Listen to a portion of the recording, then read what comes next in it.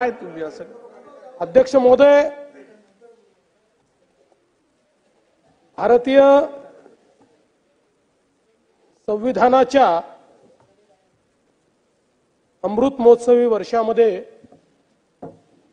संविधानाचा गौरव करण्याच्या निमित्ताने या सभागृहाने 2 दिवस भारतीय संविधानावर चर्चा घेतली।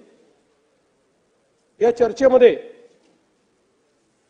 सन्माननीय सदस्य श्री अमित साटमजी, भास्करराव जाधवजी, अर्जुन खोतकरजी, विजय वडेट्टीवारजी, छगन भुजबळजी, रोहित पवारजी, नारायण कुचेजी, सुनील प्रभुजी, शरददादा सोनवणे, रमेश बोरनारेजी, अमीन पटेलजी, राजकुमार बडोलेजी, सन्माननीय जितेंद्र आव्हाडजी, सचिन कल्याण शेट्टीजी, सिद्धार्थ खरातजी, संजय गायकवाडजी, हेमंत भोगलेजी, शेखर निकमजी, सन्माननीय श्री अतुल भातखळकरजी, बाबासाहेब देशमुखजी, सुधीरभाऊ मुनघंटीवारजी, जयंतराव पाटीलजी आणि आमचे मित्र नानाभाऊ पटोलेजी या सन्माननीय सदस्यांनी याच्यामध्ये सहभाग घेतला। संविधानाच्या निर्मितीबद्दल, त्याच्या प्रक्रियेबद्दल, संविधानातल्या तरतुदीबद्दल वेगवेगळ्या प्रकारच्या चर्चा देखील या ठिकाणी झाल्या। काही चांगल्या गोष्टी देखील सांगण्यात आल्या। नानाभाऊंनी आत्ताच आम्हाला सल्ला दिला की कोणी याच्यावर राजकीय भाषण करू नये। नानाभाऊंनी अर्ध भाषण राजकीयच केलं, पण आम्हाला सल्ला दिला की राजकीय भाषण करू नका, पण आम्ही कमीत कमी राजकीय भाषण याच्यावर करणार आहोत। फक्त काही उत्तरं थोडी द्यावी लागतील तेवढीच देणार, बाकी संविधानावरच मला बोलायचं आहे। खरं तर भारताचं संविधान मी असं म्हणेन की जगातलं सर्वात चांगलं संविधान आहे।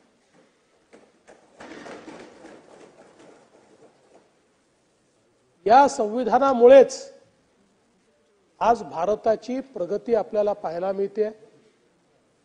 आपण जगातली 5वी सर्वात मोठी अर्थव्यवस्था झालो, लवकरच जगातली 3री सर्वात मोठी अर्थव्यवस्था होऊ।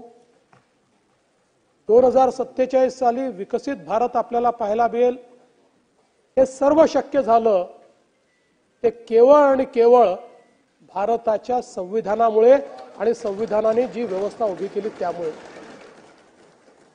आणि म्हणूनच या देशाचे प्रधानमंत्री माननीय नरेंद्र मोदीजी 2014 साली, 2019 साली, 2024 साली आपली शपथ घ्यायच्या आधी त्यांनी याच संविधानाची पूजा केली आणि सांगितलं की मला गीता, बायबल, कुराण या कुठल्याही धर्मग्रंथापेक्षा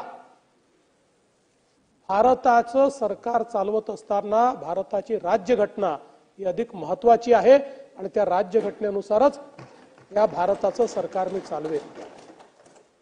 आणि म्हणून आपण जर बघितलं तर खरं म्हणजे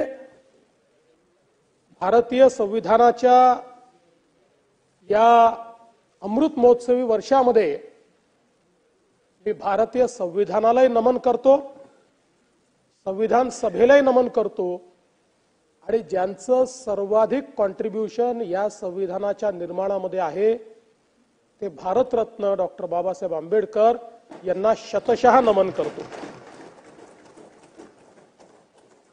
या संविधानाने सामाजिक, आर्थिक आणि राजकीय क्रांती आणली, पण हे बाबासाहेबांनी बनवलेलं असल्यामुळे ही रक्तविरहित क्रांती या ठिकाणी झाली की ज्यामुळे एक मोठं परिवर्तन आपल्याला पाहायला मिळालं। आणि म्हणूनच मी या निमित्ताने एवढंच सांगू इच्छितो की हे संविधान तयार करत असताना जी उच्च भारतीय मूल्य आहेत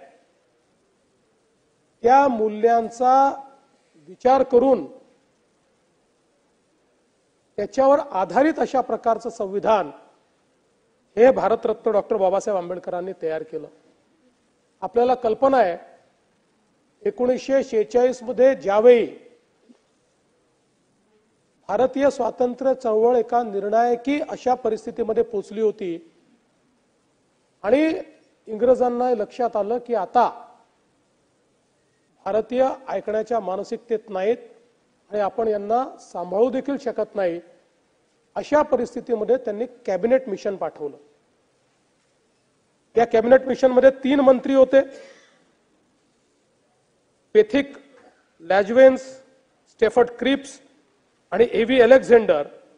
आणि या कॅबिनेट मिशनने इथे येऊन रिपोर्ट दिला आणि निर्णय घेतला की भारताला स्वतंत्र करायचं असेल तर स्वतंत्र भारताचं संविधान तयार करावं लागेल आणि त्यामुळे भारतीय नेतृत्वाशी चर्चा करून कॉन्स्टिट्यूएंट असेंब्ली म्हणजे संविधान सभा ही निर्माण करण्याचा निर्णय हा त्यावेळी घेण्यात आला. त्यापूर्वी आपल्याला माहिती आहे की गव्हर्नमेंट ऑफ इंडिया ऍक्ट 1935 1935 चा जो कायदा होता एक प्रकारचे संविधानच होतं, पण ते इंग्रजी राज्य चालवण्याकरता आणि ते राज्य चालवण्यात भारतीयांचा सहभाग असला पाहिजे अशा पद्धतीने तयार केलेलं ते संविधान होतं. अनेक लोक असं म्हणतात की हे संविधानच नंतर आपण पुढे संविधानामध्ये परिवर्तित केलं, पण हे सत्य नाही. आपण जर बघितलं तर काळजीपूर्वक या संविधान सभेने एकेका आर्टिकलवर दिवस दिवस चर्चा केली आहे, एकेका शब्दावर चर्चा केली आहे आणि त्यानंतर त्याला स्वीकारलेलं आहे. आणि म्हणून अतिशय बारीक बारीक गोष्टींचा विचार करून तयार केलेलं हे संविधान आहे. या संविधान सभेनं आपलं कामकाज 165 दिवस आणि 11 तास चालवलं. पहिली बैठक ही 9 डिसेंबर 1946 ला झाली आणि 24 जानेवारी 1950 रोजी शेवटची बैठक या संविधान सभेची झाली.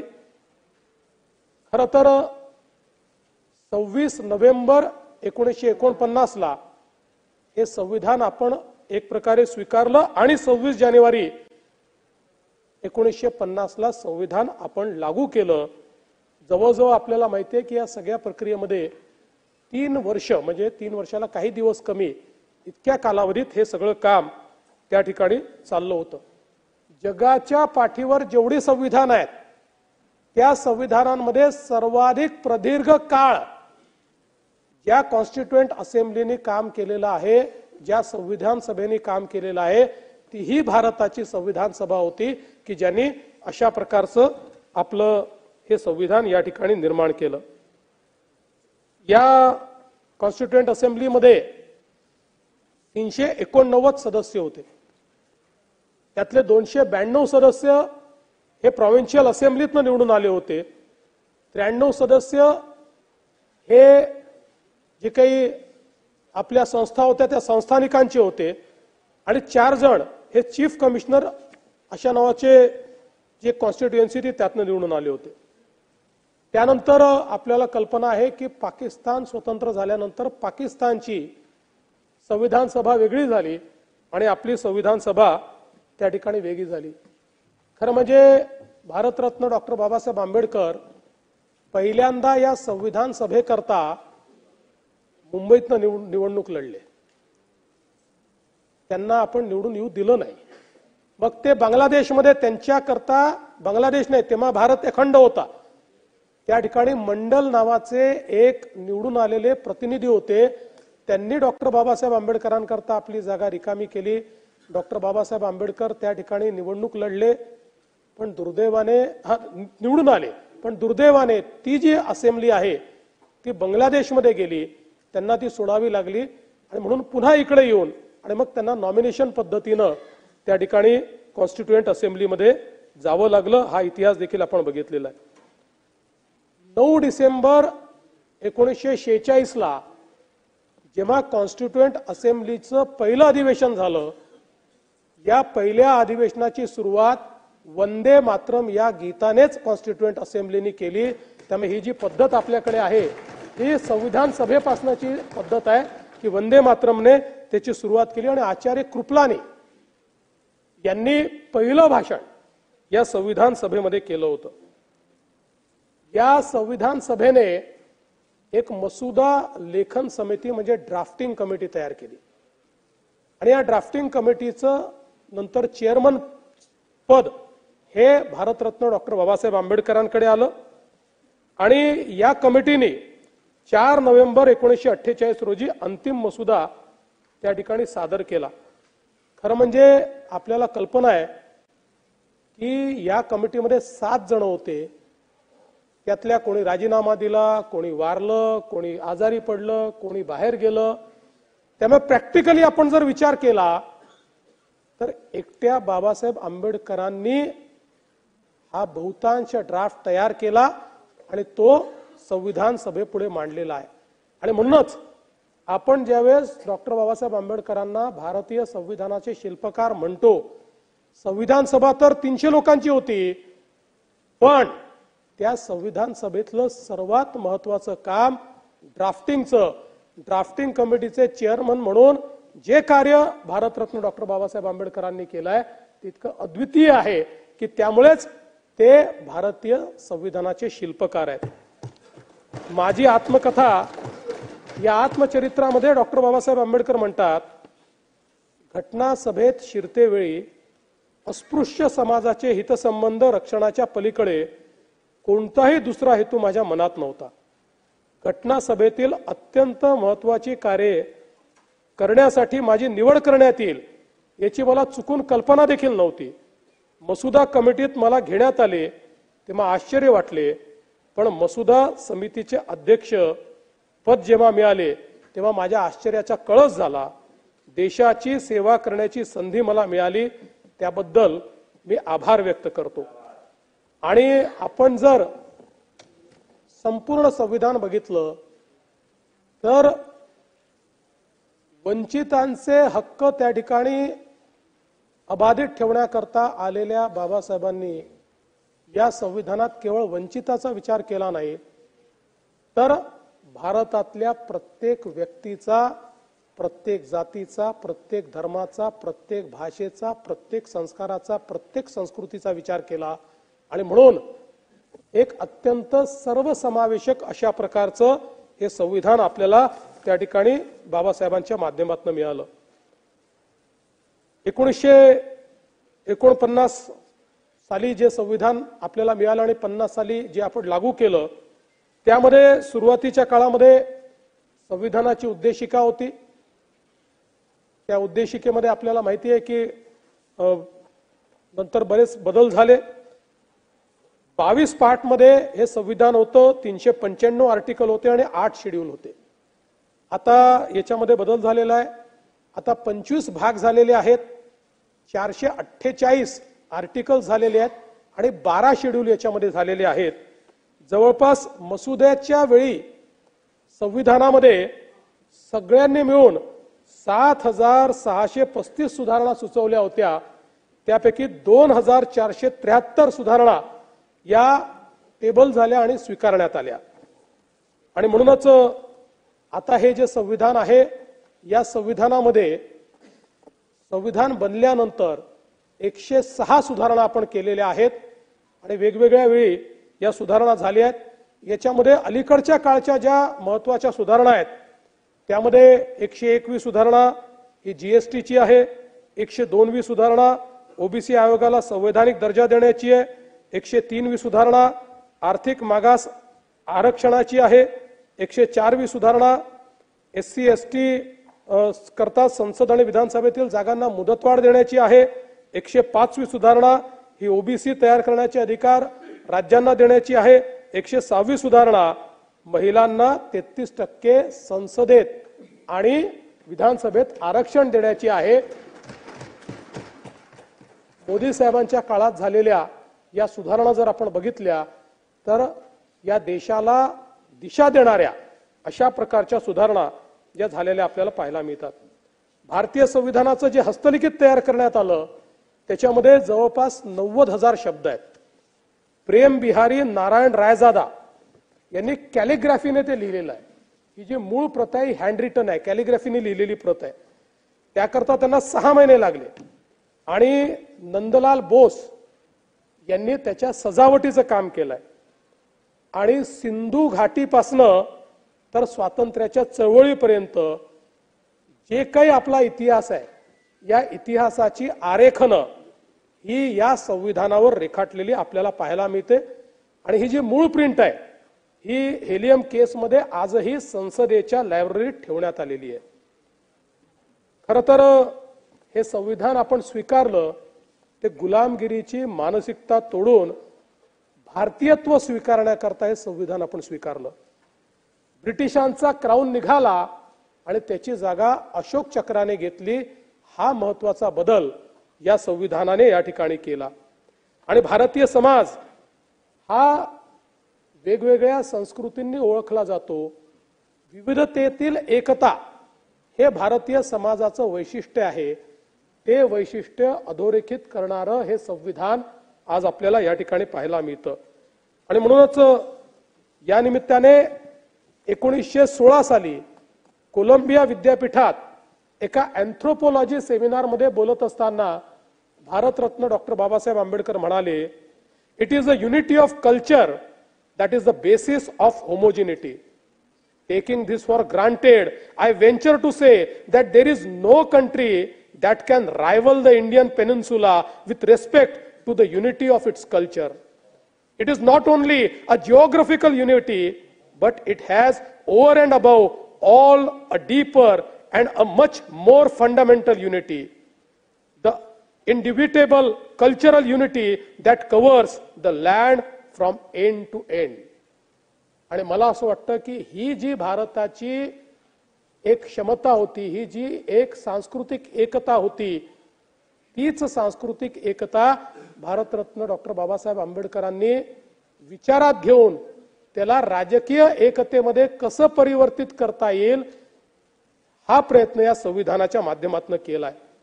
आणि म्हणूनच मला असं वाटतं की या संविधानाची जी काही रचना भारतरत्न डॉक्टर बाबासाहेब आंबेडकरांनी केली आहे त्याच्यामध्ये आपलं जे समृद्ध राष्ट्रीय जीवन आहे त्या समृद्ध राष्ट्रीय जीवनाचं रिफ्लेक्शन त्यांनी करत असताना ज्या या समृद्ध राष्ट्रीय जीवनाला रूढी आणि परंपरा छेद घालत होत्या त्यांना संपवण्याचं काम देखील याच संविधानाच्या माध्यमातून त्यांनी केलं. आणि म्हणूनच मला असं वाटतं की आपल्याला या संविधानामध्ये सगळ्या गोष्टी पाहायला मिळतात. धर्मनिरपेक्षताही पाहायला मिळते आणि त्याच वेळी धार्मिक रीतिरिवाजांचं संरक्षणही याच्यामध्ये आपल्याला पाहायला मिळतं. या संविधानामध्ये शाश्वत भारताचा आत्मा देखील आपल्याला पाहायला मिळतो आणि पर्यावरणाच्या प्रति शाश्वत दृष्टिकोन देखील याच संविधानामध्ये आपल्याला पाहायला मिळतो.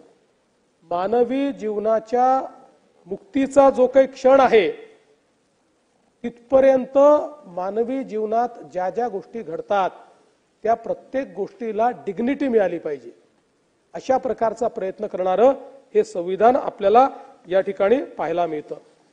खरं तर आपल्याला याची कल्पना आहे की भारत हा सांस्कृतिक दृष्ट्या नेहमी एक राहिलेला आहे. आपण जर भारताचा इतिहास बघितला तर राजे बदलले. अनेक वेळा जेव्हा भारत स्वतंत्र झाला तर 542 वेगवेगळ्या प्रकारच्या त्या ठिकाणी संस्थानं होती. ही संस्थानं ही राजकीय व्यवस्था होती, सांस्कृतिक व्यवस्था नव्हती. सांस्कृतिक व्यवस्थेत दक्षिणेपासून उत्तरेपर्यंत आणि पूर्वेपासून पश्चिमेपर्यंत भारत नेहमीच एक राहिला. आपल्या संस्कृती, आपल्या प्रथा, परंपरा ते ज्याला सुप्रीम कोर्टाने हिंदू वे ऑफ लाईफ म्हटलेलं आहे, ज्याला सिंधू संस्कृती म्हटलेलं आहे. ही सिंधू संस्कृती, ही भारतीय जीवन पद्धती, राजकीय नेते बदलले, राजकीय राजे बदलले, अनेक वेळा खंडखंडामध्ये भारताचं राजकीय नेतृत्व गेलं, पण समाज मात्र एक राहिला, त्यांच्या परंपरा एक राहिल्या, त्यांच्यातला पारस्परिक भाव एक राहिला. आणि म्हणूनच ही जी काही सांस्कृतिक एकता होती, ही सांस्कृतिक एकता ज्यावेळेस या देशावर राजकीय अशा प्रकारची व्यवस्था तयार करायची आहे, गव्हर्नन्सची व्यवस्था तयार करायची आहे, त्यावेळी त्या गव्हर्नन्समध्ये आपण एकसंघ कसे राहू शकू याचा विचार करणारं अशा प्रकारचं हे संविधान आपल्याला पाहायला मिळतं. आणि म्हणूनच याच्यातली सगळ्यात महत्वाची काय असेल तर या संविधानाची उद्देशिका आहे. जी उद्देशिका अगदी कमी शब्दामध्ये भारताची नीती काय आहे, भारताचा विचार काय आहे, भारत कशा पद्धतीने चालला पाहिजे आपल्याला सांगते.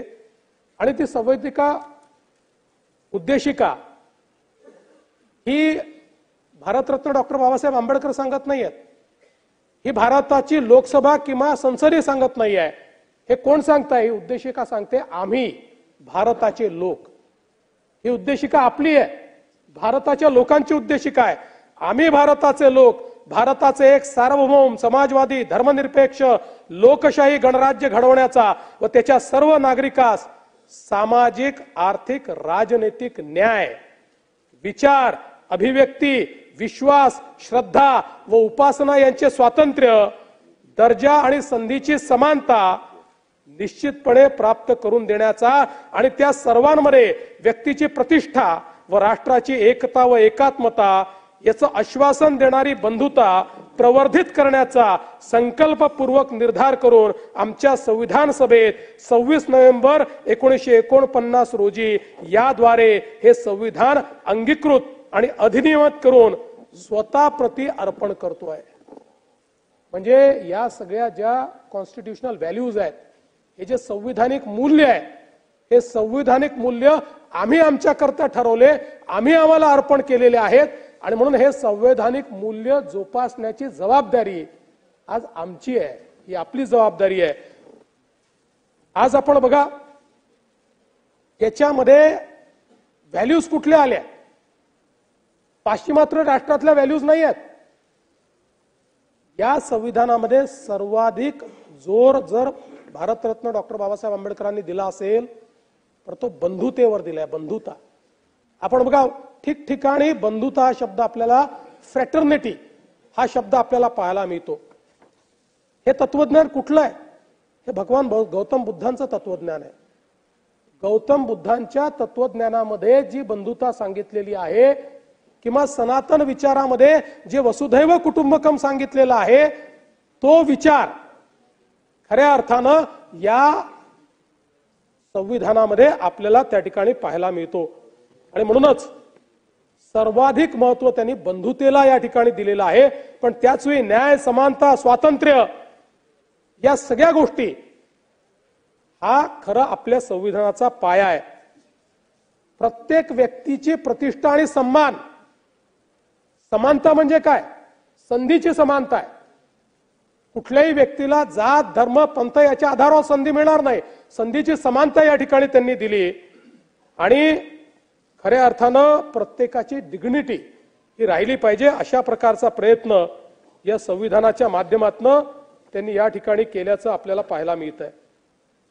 आज खरं म्हणजे आपण जर बघितलं तर या ठिकाणी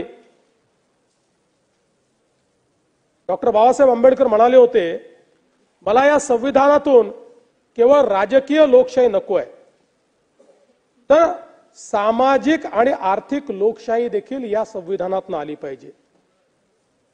आणि हे तत्व मी फ्रेंच चळवळीतनं घेतलेलं नाही, तर भगवान गौतम बुद्धांच्या तत्वज्ञानातनं घेतलेलं आहे, हे या ठिकाणी त्यांनी सांगितलं.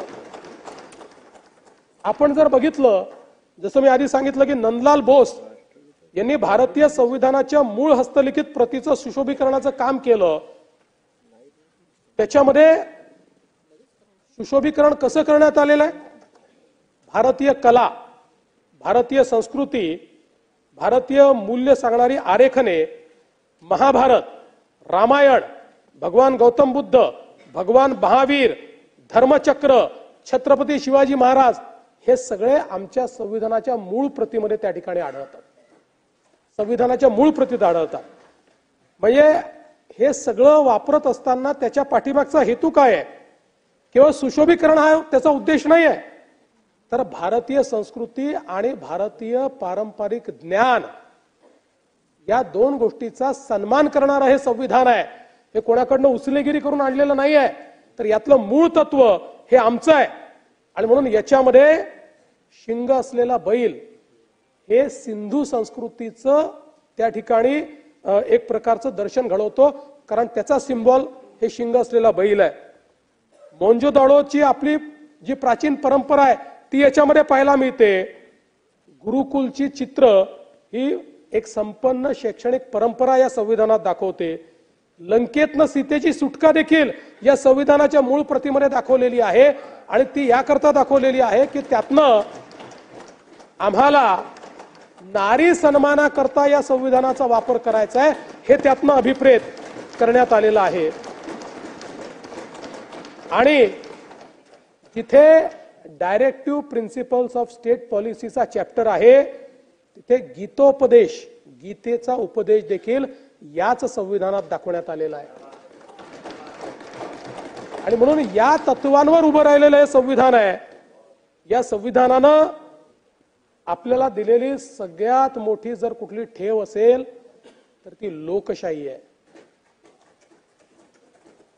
आणि ही लोकशाही जेव्हा आपण रामराज्याची चर्चा करतो, महात्मा गांधी नेहमी म्हणायचे की आपल्याला रामराज्य आणायचंय. रामराज्य आणायचा अर्थ काय आहे?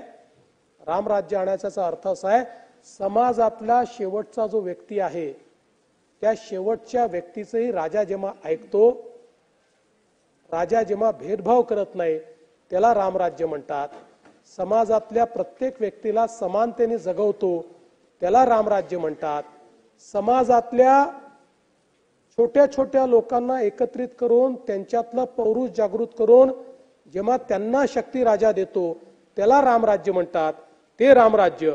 आणि खरं म्हणजे अनेक लोक लोकशाही सांगतात, इकडनं आली तिकडनं आली, पण ही लोकशाही या भारतातलीच, या भारतामध्ये कुठल्याही देशापेक्षा आधी लोकशाही होती. आपल्याला माहिती आहे की महात्मा बसवण्णा यांनी जो अनुभव मंटपम या ठिकाणी सुरू केला होता ते लोकशाहीचं प्रतीक होतं. आमच्या अगदी पाटलीपुत्रामध्ये देखील त्या काळामध्ये आपल्याला लोकशाहीची गणराज्य त्या ठिकाणी दिसतात. त्यामुळे ही लोकशाही भारतरत्न डॉक्टर बाबासाहेब आंबेडकरांनी या ठिकाणी आणली. आणि त्याच्यावर ते काय म्हणतात? It is not that the India did not know what democracy is. There was a time when India was studded with republics, and even where there were monarchies, they were either elected or limited. They were never absolute. It is not that India did not know parliaments or parliamentary procedures. A study of Buddhist Bhikshu Sanghas discloses that not only there were parliaments for the Sanghas, but the Sanghas knew and observed all the rules of parliamentary procedures known to the modern times. They had rules regarding sitting arrangements, rules regarding motions of resolution, quorum, whip, counting of votes, voting by ballot, censure motion, regularization, res judicata, etc. Although these rules of parliamentary procedures were applied by the Buddha to the meetings of the Sangha, as he must have borrowed these rules from the political assemblies functioning in our country at that time. त्यामुळे या संविधानातली तत्व ही भारतीयच तत्व आहेत. कारण अनेक लोक सांगतात आणि काही लोक तर अगदी सहज म्हणतात की हे भारताचं संविधान 10-20 देशाच्या संविधानातलं बॉरो केलेलं संविधान नाही, हे पूर्णपणे शुद्ध भारतीय तत्वांवर तयार केलेलं संविधान आहे. संविधान सभेमध्ये जेव्हा भारताच्या ध्वजासंदर्भात चर्चा सुरू होती तेव्हा एस राधाकृष्णन म्हणाले, आपण जोवर सद्गुणांवर चालत नाही तोवर आपण पवित्रतेचे ध्येय साध्य करू शकत नाही किंवा सत्यही गाठू शकत नाही.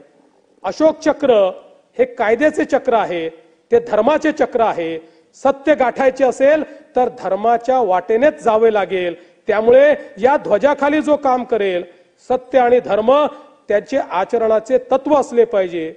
धर्म हे सातत्याने पुढे जाणारे गतिमान असे चक्र आहे. यापूर्वीच्या काळात आपल्याला जो त्रास सहन करावा लागला तो बदलांदा प्रतिकार केल्यामुळे आपल्या पुढे अनेक आव्हानं आहेत. काळाच्या बरोबरीने चालण्याचे धैर्य आपण दाखवले नाही तर आपण मागे राहू. जात, अस्पृश्यता हे जोपर्यंत आपण त्यागत नाही तोवर आपण सत्य आणि सद्गुणांचा वारसा सांगू शकत नाही. हे चक्र आपल्याला हेच सांगते की एका ठिकाणी थांबलो तर मृत्यू आहे, ते चक्र सतत फिरत राहिले तर तिथेच जीवन आहे. आणि मला असं वाटतं यानंतर आपण हे अशोक चक्र आपल्या ध्वजावर त्या ठिकाणी स्वीकारलेलं आहे. आणि ही जी भारतीय जीवन पद्धती आहे ही पद्धती देखील या ठिकाणी संविधानाचा आत्मा आहे. आणि म्हणूनच ही जी काही जीवन पद्धती आहे या पद्धतीला त्या ठिकाणी स्थान दिल्यामुळे अनेकांना ते खुपलं. आणि आपल्या अंतिम भाषणामध्ये भारतरत्न डॉक्टर बाबासाहेब आंबेडकर असं म्हणाले, विशेषतः कम्युनिस्ट पार्टी आणि समाजवादी पार्टीच्या संदर्भात, की दोन घटकांनी या संविधानावर टीका केली. एक कम्युनिस्ट पार्टी आणि दुसरी समाजवादी पार्टी. ते का टीका करतात? हे संविधान खरोखरच वाईट आहे म्हणून? मी स्पष्टपणे सांगेन की असे नाही. कम्युनिस्टांना या संविधानातून हुकुमशाही अपेक्षित होती, पण आपले संविधान सांसदीय लोकशाहीचा पुरस्कार करते म्हणून ते टीका करतात. समाजवाद्यांना दोन गोष्टी हव्या होत्या. त्यांना खासगी मालमत्तेचे राष्ट्रीयकरण किंवा सामाजिकीकरण हवे होते, तेही कोणती नुकसान भरपाई न देता. आणि दुसरी गोष्ट म्हणजे त्यांना संविधानातील मूलभूत अधिकार परिपूर्ण आणि कोणत्याही मर्यादेशिवाय हवे होते, कारण त्यांचा पक्ष सत्तेत येऊच शकला नाही तर राज्य उलथवून टाकण्याचे स्वातंत्र्य त्यांना मिळेल. आणि म्हणून त्यांनी या ठिकाणी विरोध केला. नाना भाऊ, हीच परिस्थिती आता आहे. हो, तुम्ही बघा काय याच्यापेक्षा वेगळं चाललेलं आहे. देशाच्या सर्व संस्थांना त्या ठिकाणी कलंकित करायचं, त्याच्यावर बोटं उचलायची, त्या संस्थांना एक प्रकारे अराजकाकडे न्यायचं, हे जे काही चाललेलं आहे की आपल्याला सत्तेत येता येत नाही तर अशा पद्धतीनं देशाच्या संस्था बदनाम करायच्या. या संस्था जेव्हा आपण बदनाम करतो तेव्हा नानाभाऊ या संविधानावर आपण अविश्वास दाखवतो, कारण या संविधानाने त्या संस्था तयार केलेल्या आहेत आणि इतक्या बळकट तयार केलेल्या आहेत की कोणीही या संस्था तोडू शकणार नाही, मोडू शकणार नाही.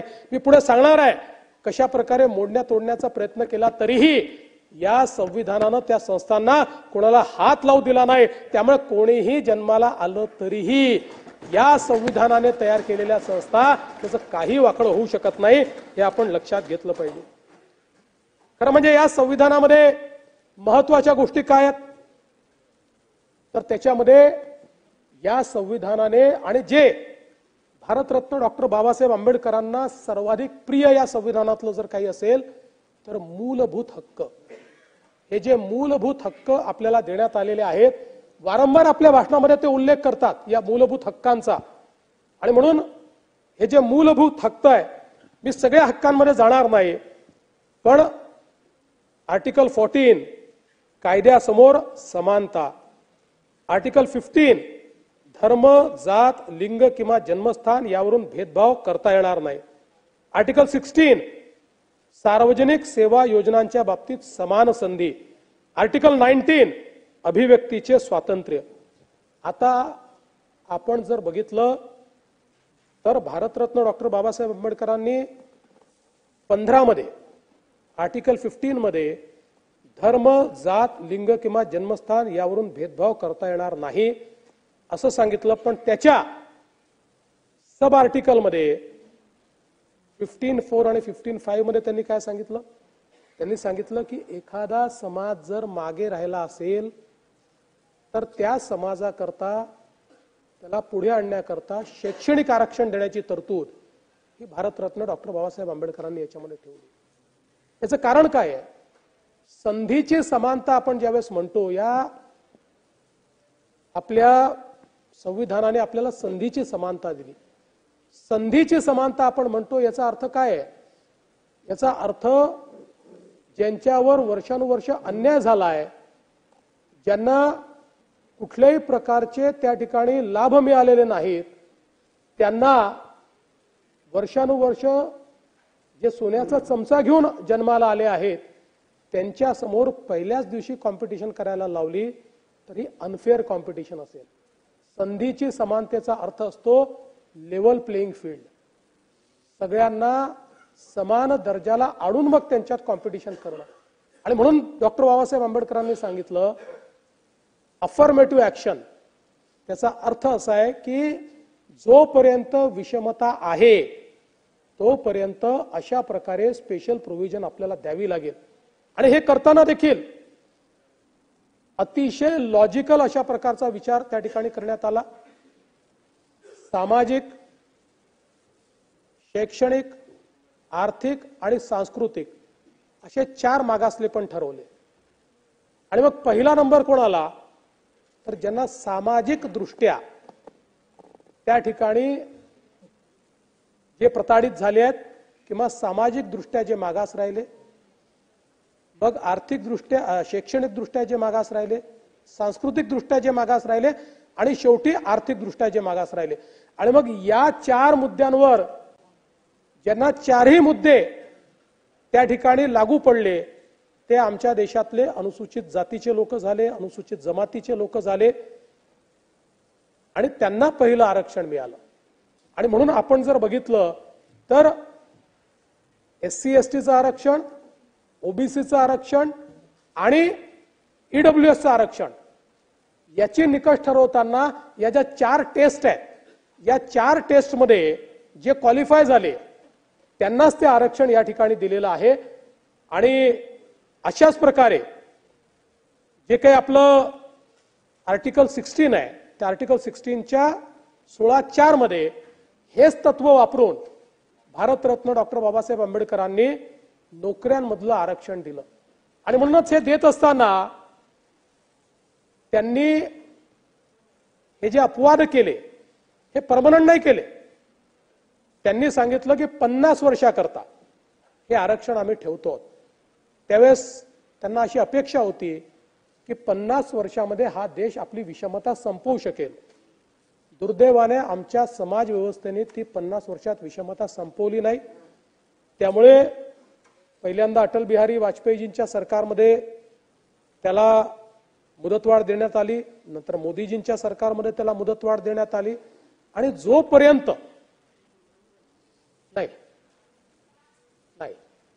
जोपर्यंत ही विषमता आहे तोपर्यंत आम्ही संधीची समानता हा जो काही आमचं संवैधानिक मूल्य आहे त्या मूल्याप्रती सगळे समान स्तरावर येऊ शकत नाही. आणि म्हणून तोपर्यंत हे आरक्षण कायमच ठेवावं लागेल हे देखील या निमित्ताने आपण सगळ्यांनी मान्य केलं पाहिजे. आर्टिकल 19 मध्ये अभिव्यक्तीचं स्वातंत्र्य दिलंय. माझा एक मित्र परदेशात गेला आणि परदेशात गेल्यावर त्यांनी सांगितलं आमच्याकडे अभिव्यक्तीचं स्वातंत्र्य आहे, आम्ही चौकात उभं राहून देशाच्या पंतप्रधानाबद्दल देखील बोलू शकतो, आमच्याकडे काही अडचण नाही आहे. समोरच्याने त्याला अतिशय मजेशीर उत्तर दिलं. तो असं म्हणाला, in our country we have total freedom of speech but we do not guarantee freedom after the speech.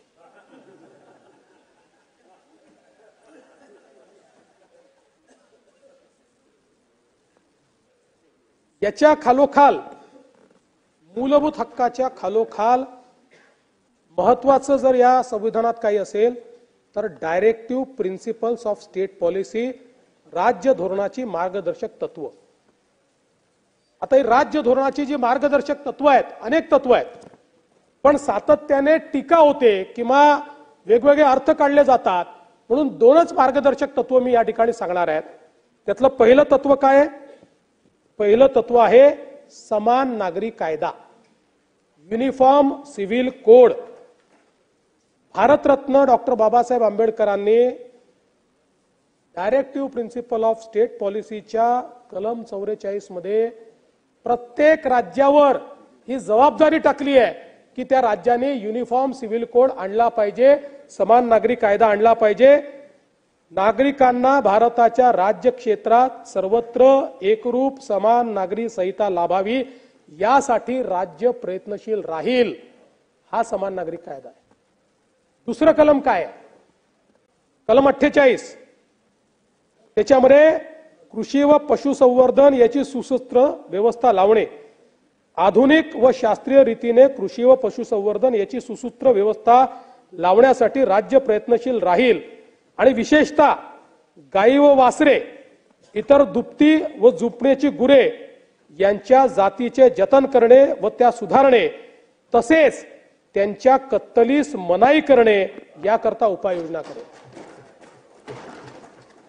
हे तत्व जे आहे भारतरत्न डॉक्टर बाबासाहेब आपण जो संपूर्ण गोवंश हत्या बंदीचा कायदा केला, हा कायदा भारतरत्न डॉक्टर बाबासाहेब आंबेडकरांनी आपल्या राज्याला किंवा प्रत्येक राज्याला या देशातल्या तशा प्रकारचा डायरेक्टिव्ह दिला. ही आपली जबाबदारी आहे.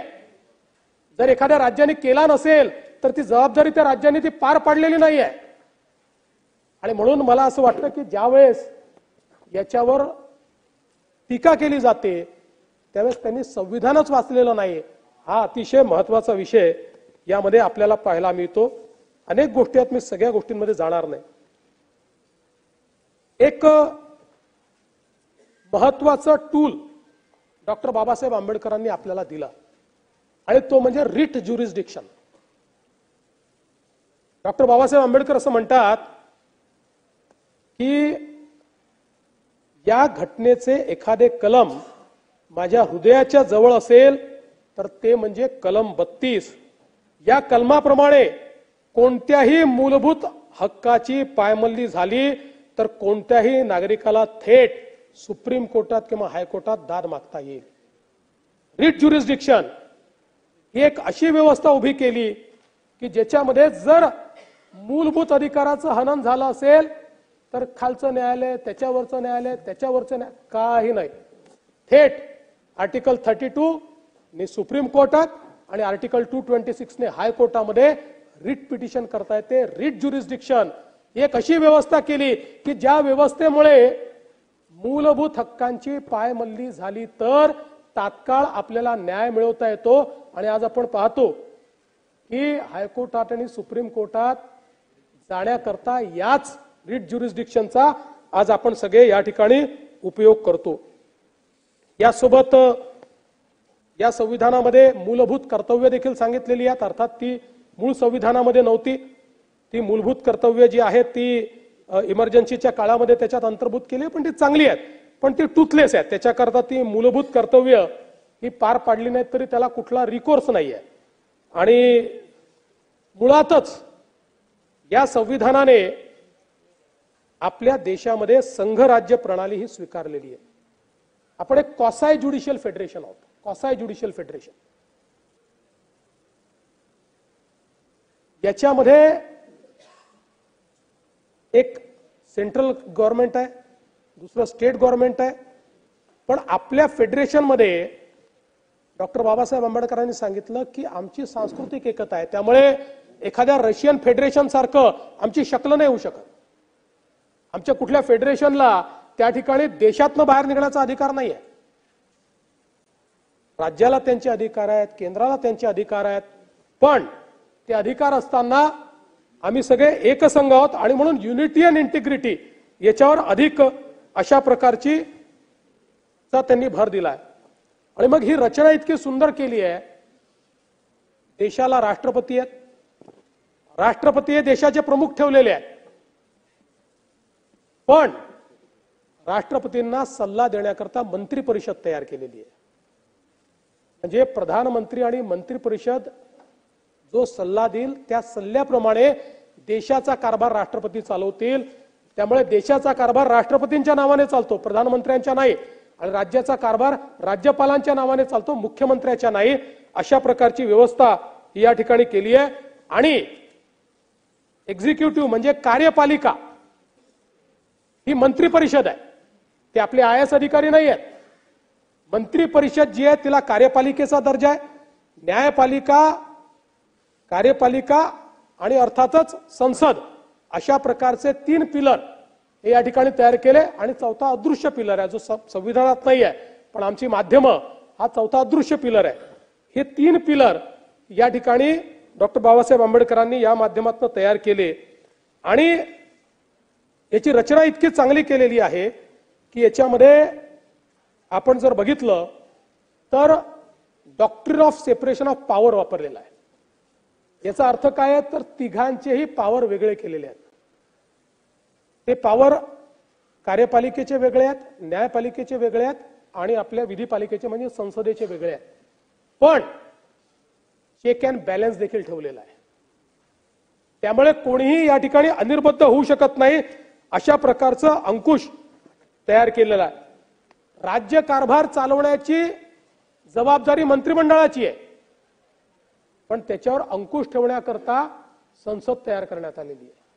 त्यामुळे मंत्रिमंडळे निरंकुश काम नाही करू शकत.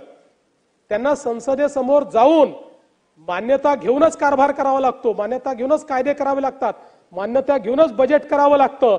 त्यामुळे कार्यपालिकेवर विधिपालिकेचा त्या ठिकाणी अंकुश केलेला आहे.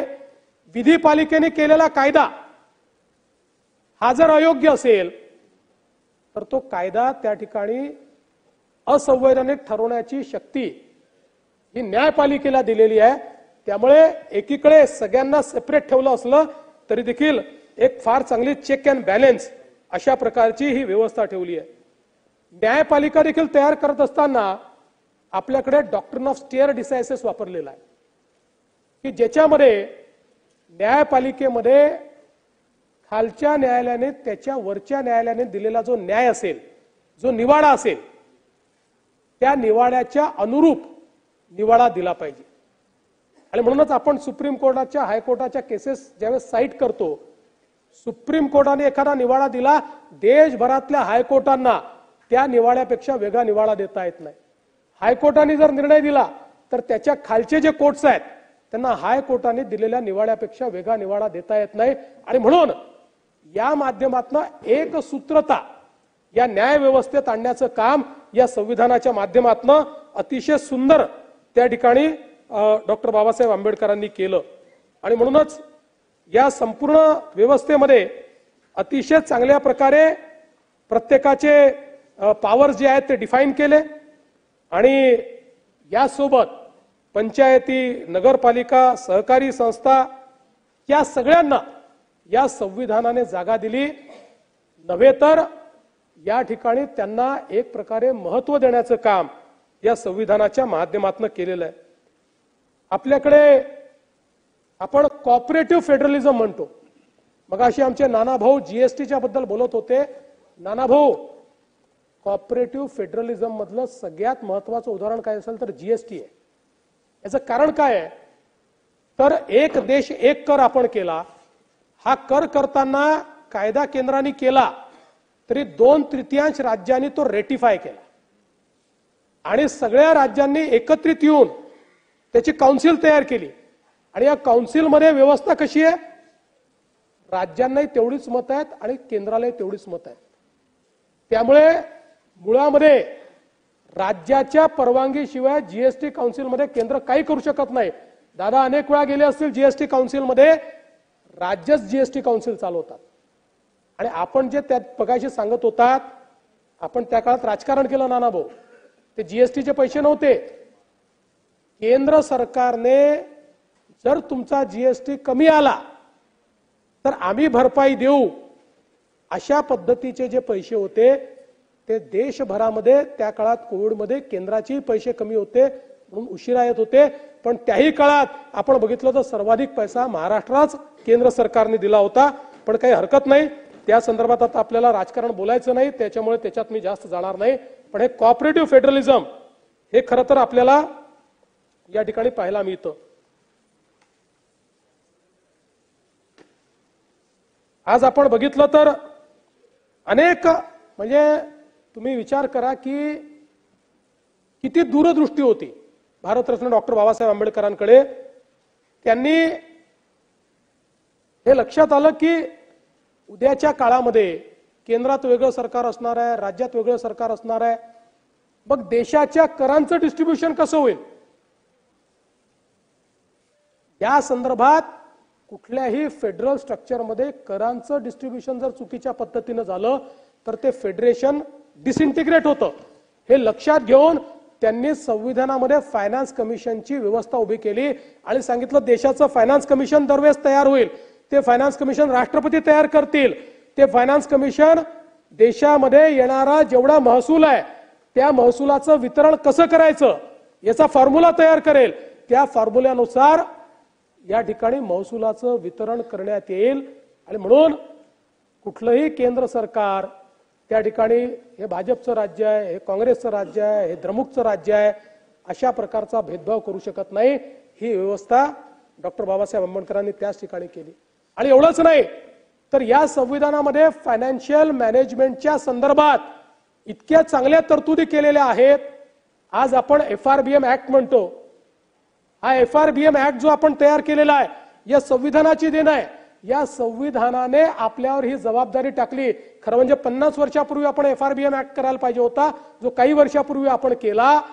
हा FRBM ऍक्ट या संविधानातनं या ठिकाणी बाहेर निघालेला आहे की ज्याने आपली कर्जाची मर्यादा किती असली पाहिजे, फायनान्शियल मॅनेजमेंट कसं केलं पाहिजे, कुठल्याही परिस्थितीमध्ये राज्य दिवाळखोरीकडे जाणार नाही याचाही विचार 50 वर्षापूर्वी किंवा 75 वर्षापूर्वी भारतरत्न डॉक्टर बाबासाहेब आंबेडकरांनी या ठिकाणी केला।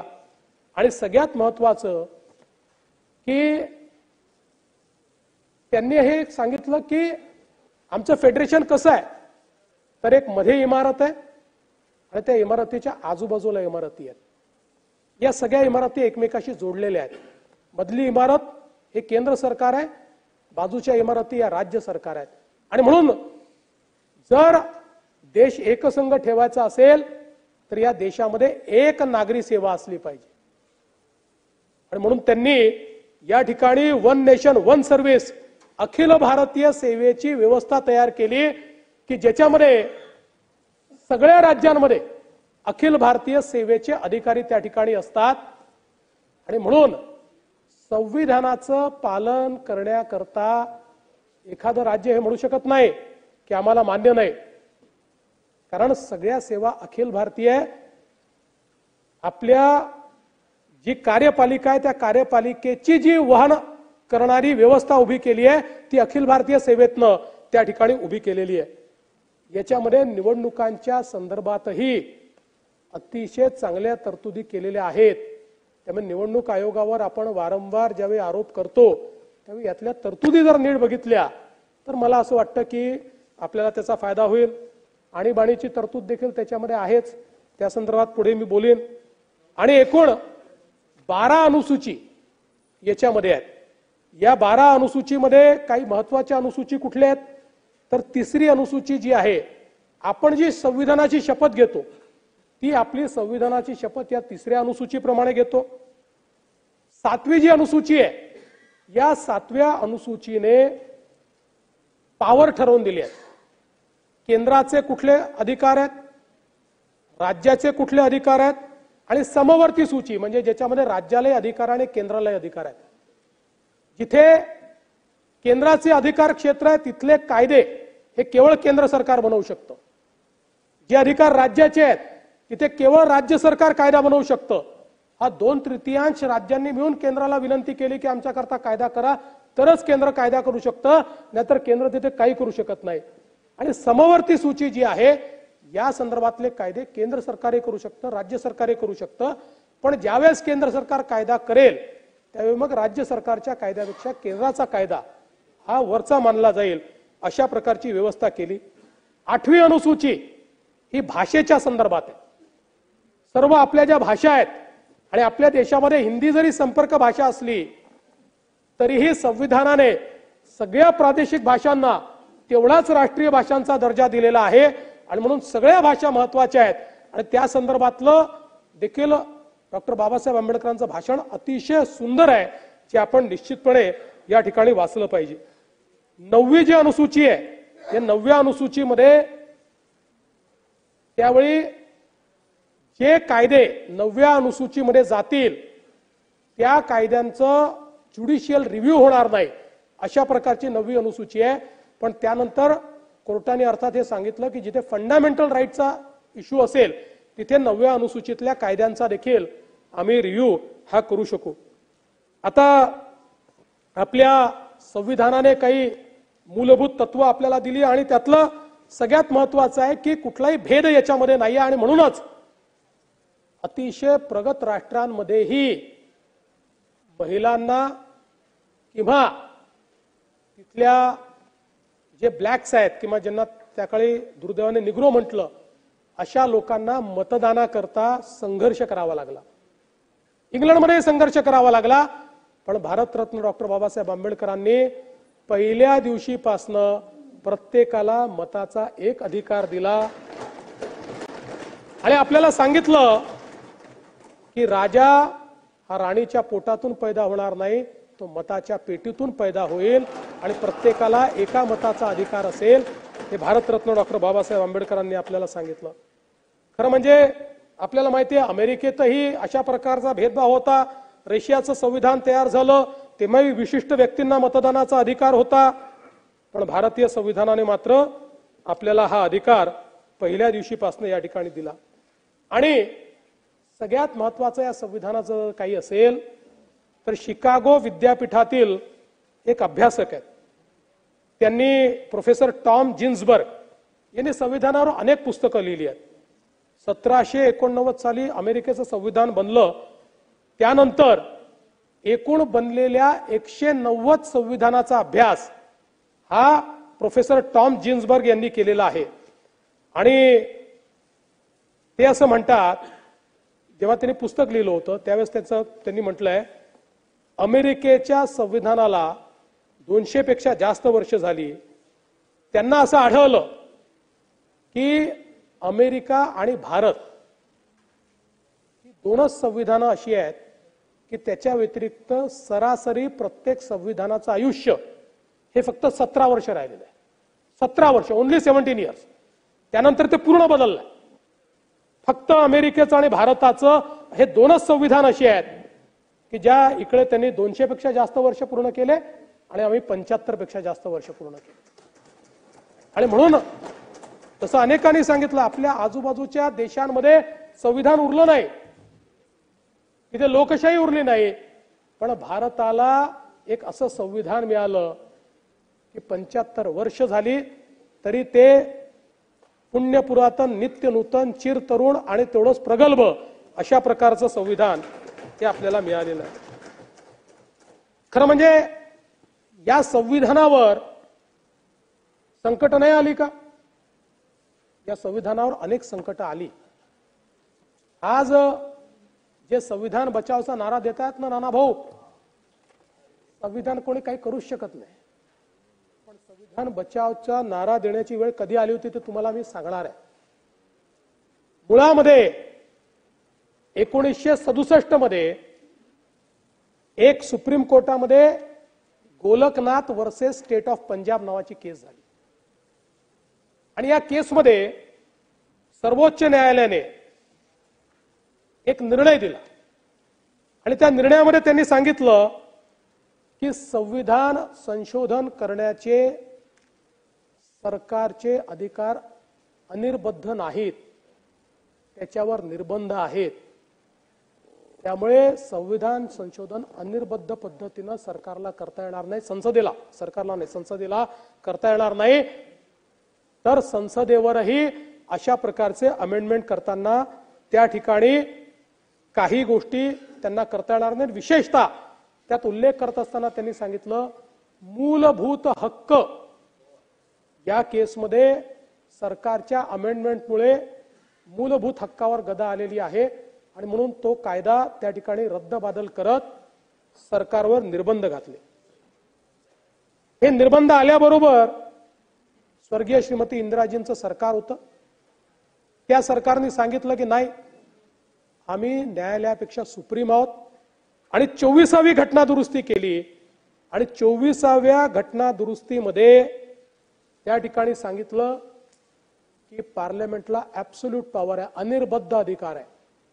आम्ही या संविधानाचा कुठल्याही प्रकारे बदल करू शकतो, कुठल्याही संविधानाच्या आर्टिकलमध्ये पाहिजे तो बदल आम्ही करू शकतो. म्हणजे गोलकनाथच्या केसमध्ये जे सर्वोच्च न्यायालयाने या ठिकाणी निर्णय दिला होता तो त्यावेळच्या इंदिराजीच्या सरकारने पूर्णपणे उलट केला आणि सगळे अधिकार हे पार्लमेंट करू शकते, सरकार करू शकते, अशा प्रकारे त्यांनी केलं. त्याचवेळी 24व्या घटनादुरुस्तीनंतर पुन्हा 26वी घटनादुरुस्ती केली आणि त्यातही सांगितलं की सगळे अधिकार हे पार्लमेंटचे आहेत. संविधानाचं कुठलंही कलम हे आम्ही त्या ठिकाणी रद्द करू शकतो. या 24व्या घटनादुरुस्तीला Keshavananda Bharati versus state of Kerala याच्यामध्ये त्याला हे जे संशोधन झालं होतं त्याला अपीलमध्ये चॅलेंज करण्यात आलं. 13 जजेसचा बेंच बसला, 13 जजेसचा, 13 जजेस, आणि 13 जजेसनी त्या ठिकाणी 7 एकीकडे झाले आणि 6 एकीकडे झाले. आणि या 7 जजेसनी या ठिकाणी सांगितलं, पहिल्यांदा बेसिक स्ट्रक्चरची डॉक्ट्रिन आणली आणि त्यांनी सांगितलं की हो, पार्लमेंटला संविधानामध्ये बदल करण्याचा अधिकार आहे, पण या संविधानाचं एक बेसिक स्ट्रक्चर आहे, या बेसिक स्ट्रक्चरला हात लावण्याचा पार्लमेंटला अधिकार नाही. आणि अशा प्रकारे त्या ठिकाणी हे जे काही स्वर्गीय श्रीमती इंदिराजींनी 24 आणि 26वी घटना दुरुस्ती केली होती ती पूर्णपणे रद्दबादल केली आणि एक प्रकारे पुन्हा एकदा सुप्रमसी त्या ठिकाणी ही एस्टॅब्लिश केली. पण आपण आम्हाला सांगत होतात हे जज ते जज, म्हणून आपल्या माहिती करता सांगतो, हे 6 जजेस होते ज्यांनी असं म्हटलं होतं की नाही ही 24वी घटना दुरुस्तीच बरोबर आहे. त्यातले जे मुख्य जज होते A.N. रॉय, या A.N. रॉयना त्या काळामध्ये इंदिराजीच्या सरकारने सुप्रीम कोर्टातल्या 3 वरिष्ठ जजेसला डावलून त्यांना सुप्रीम कोर्टाचं चीफ जस्टिस केलं. कारण काय, तर त्यांच्या बाजूने डिसेंट नोट दिली होती. म्हणजे जे आता तुम्ही न्यायालयाचं सांगताय ना, यापेक्षा ग्लेअरिंग एक्झाम्पल काय आहे, देशाच्या इतिहासामध्ये 2च वेळा असं झालंय आणि दोन्ही वेळा त्याच काळात झालाय की सर्वोच्च न्यायालयामध्ये 3 न्यायाधीश यांना डावलून आणि त्यांना त्या ठिकाणी केलं. आपल्याला माहिती आहे यानंतर 1971चं युद्ध झालं, 72ला इंदिराजी प्रचंड मताने जिंकून आल्या, 353 जागा वगैरे मिळाल्या. 408च त्यावेळेस असायचे, 508 पैकी 353 जागा मिळाल्या. पण त्यांच्या विरुद्ध लढलेले जे राजनारायण होते यांनी स्वर्गीय श्रीमती इंदिराजींच्या इलेक्शनला चॅलेंज केलं आणि त्यांनी इलेक्टोरल करप्शन याच्यामध्ये झालेलं आहे.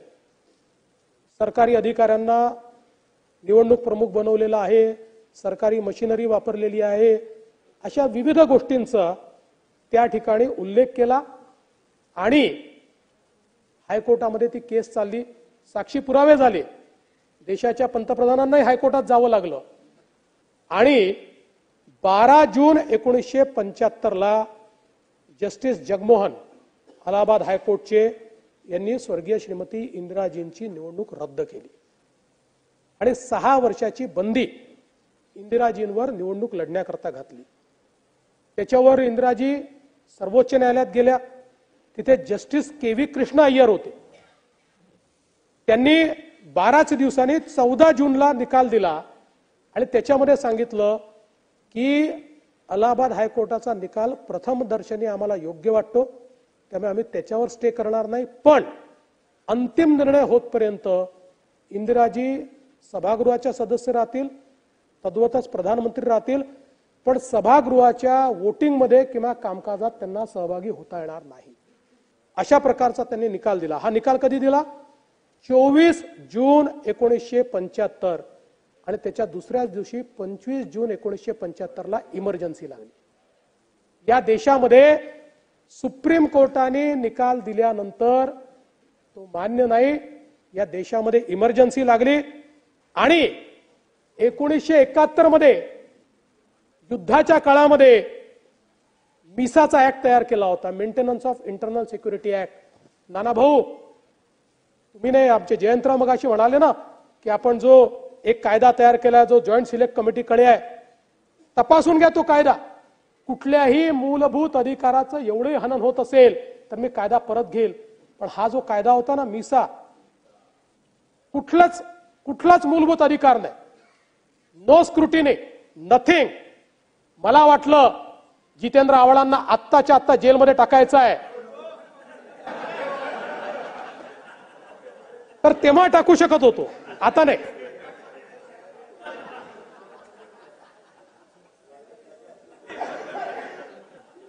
आणि ही इमर्जन्सी लागल्यानंतर आपण संविधान बचाव म्हणता. काय झालं होतं? मूलभूत अधिकार कायद्याने डॉक्टर बाबासाहेब आंबेडकर म्हणतात मला सगळ्यात जास्त प्रिय मूलभूत अधिकार आहे, ते मूलभूत अधिकार सस्पेंड केले, अभिव्यक्तीचं स्वातंत्र्य समाप्त केलं, माध्यमांवर सेन्सरशिप, पेपर काढायचा असेल तर कमिटीकडे जाऊन पेपर त्या ठिकाणी दाखवावा लागायचा तर पेपर काढता यायचा, एक पुस्तक लिहायचं असेल तर त्या ठिकाणी सेन्सर बोर्ड तयार झालं होतं. अशा प्रकारची व्यवस्था. आणि राज्य कायद्याने नाही हुकुमाने चालेल अशा प्रकारची व्यवस्था ही त्या ठिकाणी तयार झाली होती. किशोर कुमारांवर त्या ठिकाणी गाण्यावर बंदी टाकली होती. किशोर कुमारांनी फक्त इमर्जन्सी योग्य नाही म्हटलं तर किशोर कुमारांना त्या आकाशवाणीवर बंदी टाकली आणि त्यांचे गाणे वाजवणे बंद केले होते. त्याच्या तर एवढे एक्सेसेस आहेत. म्हणजे खरं तर ही ती जागा नाही सांगण्याची, पण जॉर्ज फर्नांडिस यांच्या परिवाराशी त्या काळामध्ये जे काही झालेलं आहे, आजही मी सांगितलं तर माझ्या डोळ्यात पाणी येतं आणि माझ्या अंगावर काटे त्या ठिकाणी उभे राहतात. ही त्यावेळची अवस्था होती. 1 लाखपेक्षा जास्त विरोधी पक्षाच्या लोकांना जेलमध्ये टाकलं होतं. हे तुम्ही ईडी आणि काय काय सांगता. 1 लाखपेक्षा जास्त. माझे वडील 2 वर्ष जेलमध्ये होते, आमच्या काकू शोभाताई 2 वर्ष जेलमध्ये होत्या. अनेक परिवार इथले असे आहेत की जे जेलमध्ये होते. पुणकर साहेब आमचे जेलमध्ये होते. 2-2 वर्ष त्या ठिकाणी केवळ मिसा लावून टाकला. काय तुमचा अपराध काय सांगायला कोणी तयार नाही, तुम्ही केलं काय कोणी सांगायला तयार नाही. केवळ तुम्ही विरोधी पक्षाचे सदस्य आहे म्हणून या देशामध्ये बाबासाहेबांचं संविधान गोठवून त्या ठिकाणी अख्खं अपोजिशन जेलमध्ये टाकण्याचं काम केलं होतं. त्याच वेळी खरं म्हणजे सुरेश भटांनी म्हटलं उभा देश झाला आता एक बंदी शाळा, इथे देवकीचा पाना दुधाने जळाला, कसे पुण्य दुर्दैवी अरे कसे पाप भाग्यशाली, अरे पुन्हा एकदा आयुष्याच्या पेटवा मशाली.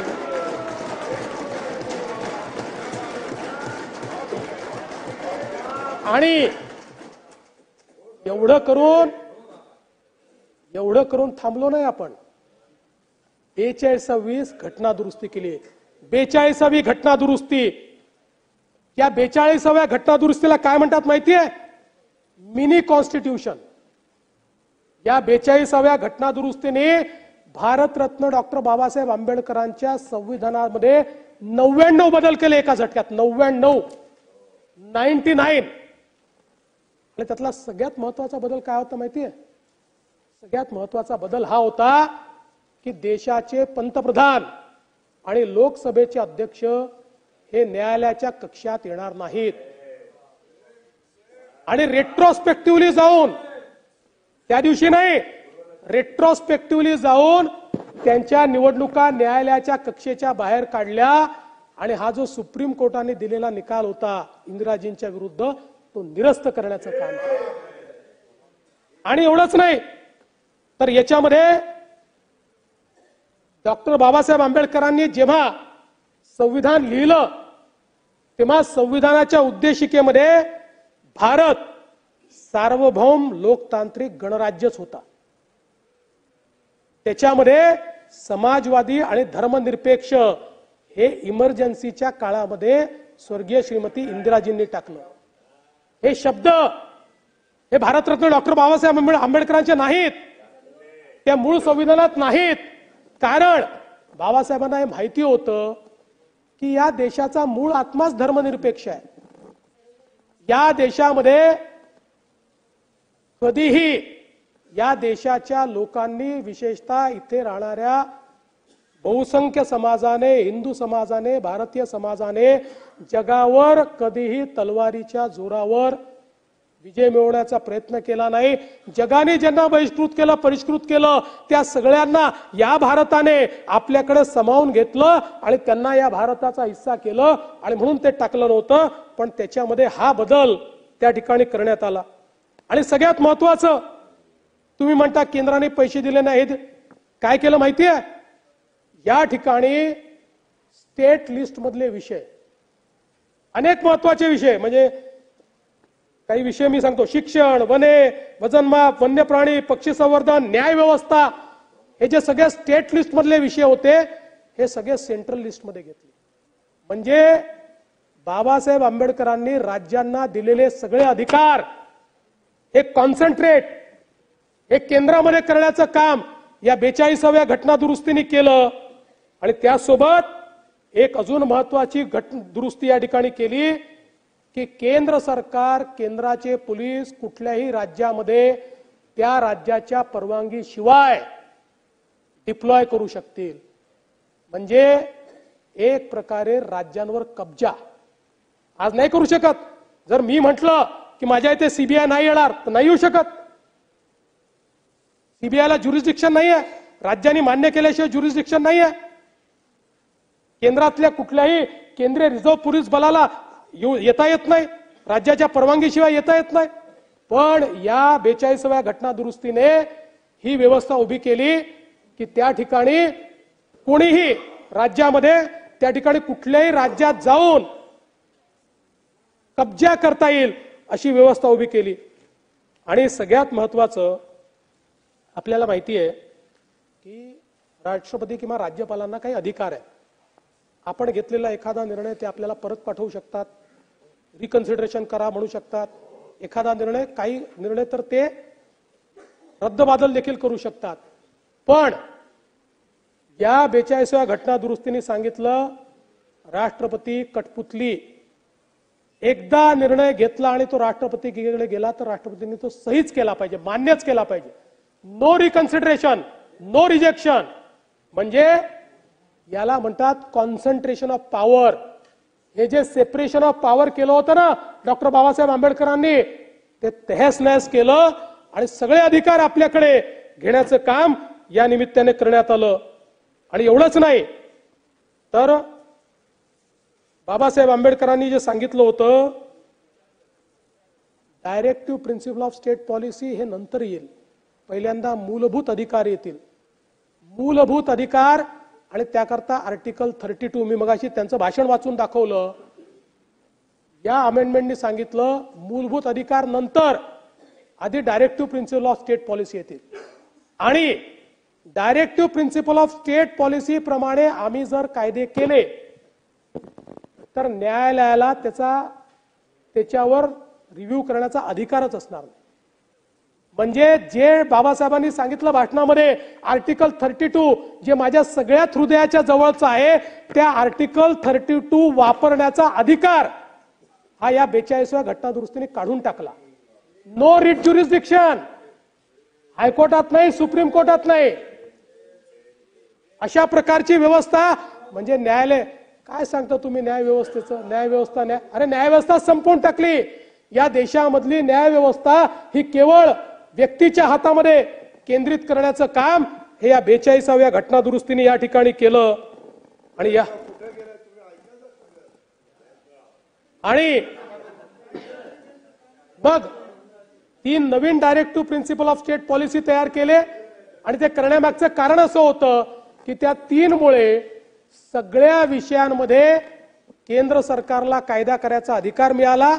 आणि तो कायदा केल्यानंतर तो कायदा न्यायालयाच्या कक्षेच्या बाहेर गेला. हे या 42व्या घटना दुरुस्तीने केलं.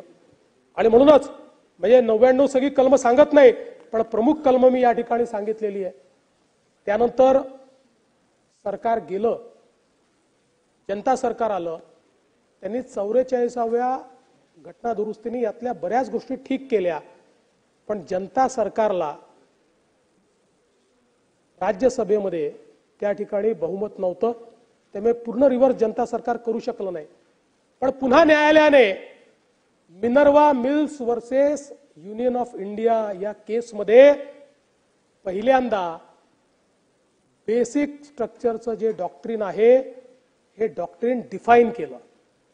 आणि आपण जर बघितलं तर हा प्रवास कसा आहे, गोलकनाथच्या केसमध्ये ज्युडिशियरीने सुप्रीमसी एस्टॅब्लिश केली. ती ज्युडिशियरीची सुप्रीमसी पार्लमेंटने म्हणजे स्वर्गीय श्रीमती इंदिराजींनी 24व्या घटना दुरुस्तीने निरस्त केली. पुन्हा केशवानंद भारतीमध्ये त्या ठिकाणी ज्युडिशियरीने आपली सुप्रीमसी सांगितली. 42व्या घटना दुरुस्तीने पुन्हा ती ज्युडिशियरीची सुप्रीमसी संपवली आणि पार्लमेंटची सुप्रीमसी सांगितली. पण मिनर्वा मिल्स केस यापेक्षा वेगळी आहे. मिनर्वा मिल्स केसने सांगितलं ज्युडिशियरी पण सुप्रीम नाही, पार्लमेंटही सुप्रीम नाही, केवळ आणि केवळ संविधान सुप्रीम आहे. आणि संविधानाची सभागृहाची कामकाजाची वेळ आजचं कामकाज संपेस्तोपर्यंत वाढवण्यात येत आहे.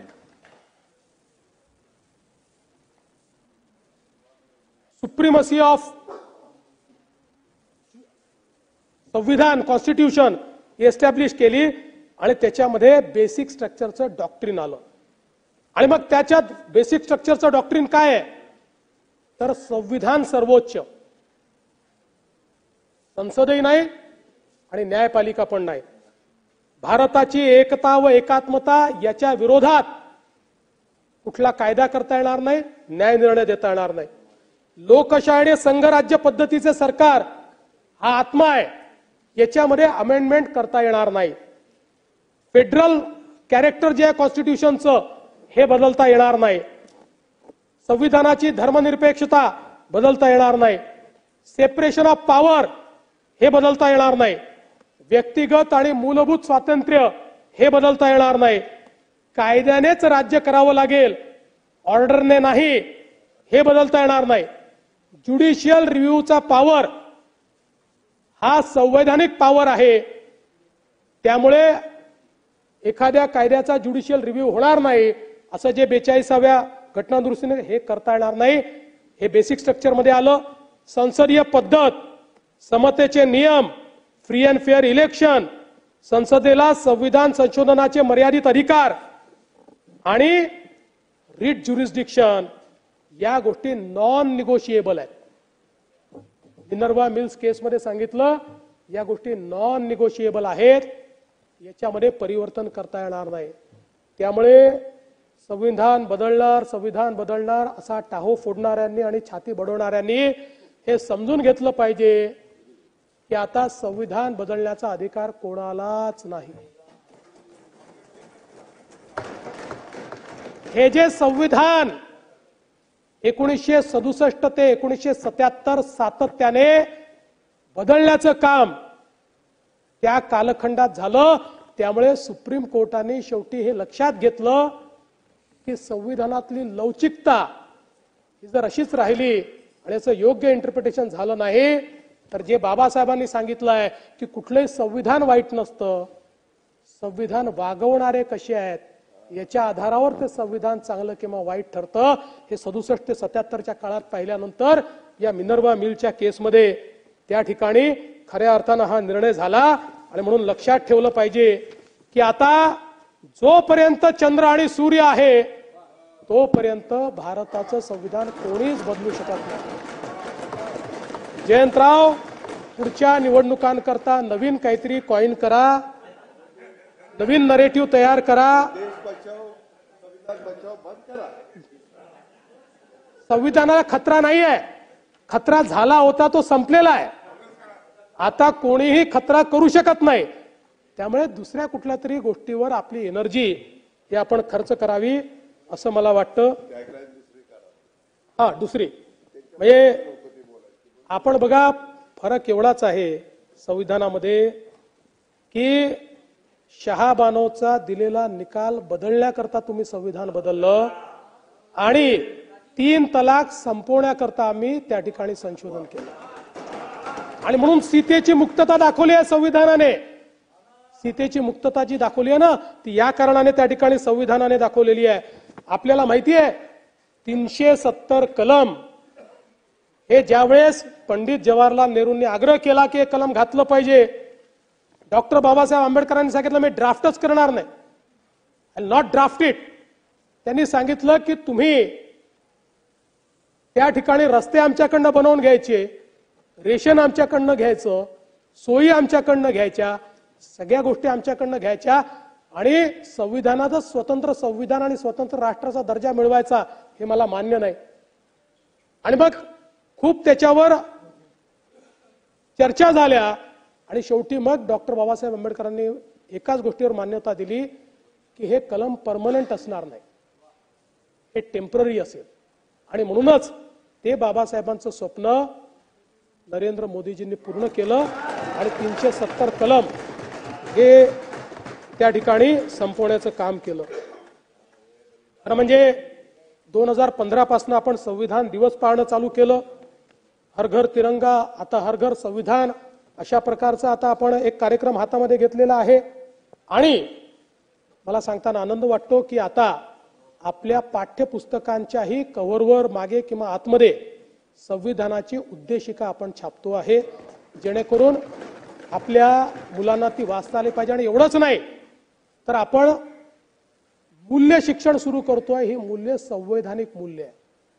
आपल्या शालेय शिक्षणामध्ये संवैधानिक मूल्य शिकवण्याकरता आता आपण त्याचं देखील एक काम अत्यंत महत्वाचं सुरू केलेलं आहे. आपल्या 434 ITI मध्ये संविधान मंदिराची निर्मिती आपण केली आहे. मंत्रालयाच्या त्रिमूर्ती प्रांगणात संविधान मंदिर आपण त्या ठिकाणी तयार केलेलं आहे. आणि प्रत्येक तालुक्यामध्ये आपण संविधान भवन त्या ठिकाणी उभारणार आहोत.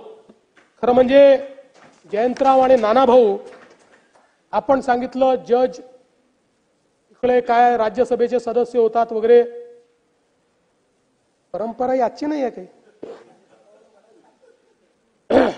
न्यायमूर्ती MC छागला 1947 ते 58 हे जज होते. त्याच्यानंतर मग राजदूत झाले आणि मग शिक्षण आणि परराष्ट्र मंत्री झाले काँग्रेसच्या सरकारमध्ये.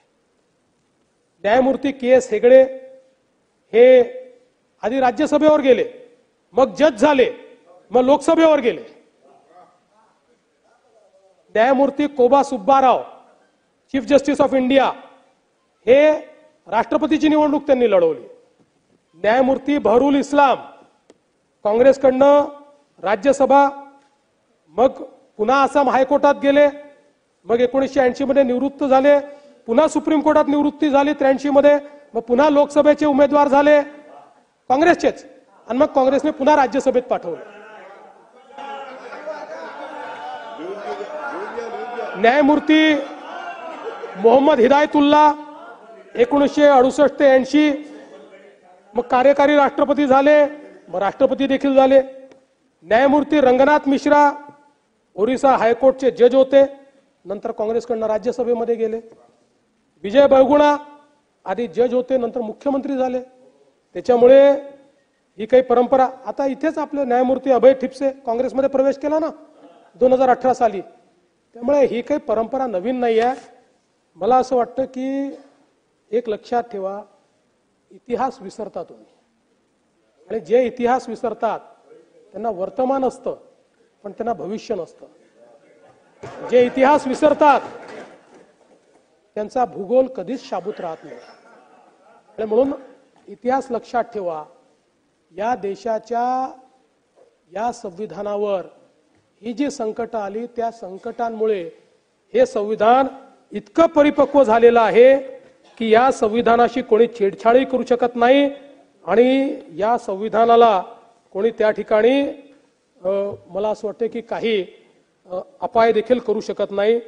खरं म्हणजे लक्षात ठेवा, हे शतक भारताचं शतक आहे. ज्या प्रकारे भारताची प्रगती चाललेली आहे, आज लोक असं म्हणतात की what is world, America, China आणि इंडिया इज वर्ल्ड. आज जग या 3 देशांच्या भोवती त्या ठिकाणी पूर्णपणे सिमटलेलं आपल्याला पाहायला मिळत आहे. आणि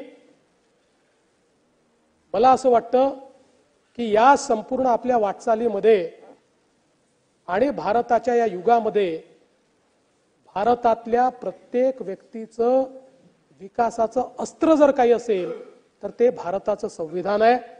आणि म्हणून एक अतिशय सुंदर न्याय देणारं प्रत्येकाच्या स्वप्नांना पंख देणारं जगातलं सर्वोत्तम संविधान दिल्याबद्दल भारतरत्न डॉक्टर बाबासाहेब आंबेडकर यांचे शतशः आभार मानतो, त्यांना शतशः नमन करतो, या संविधानाला शतशः नमन करतो आणि माझं बोलणं संपवतो. धन्यवाद. संपूया ना.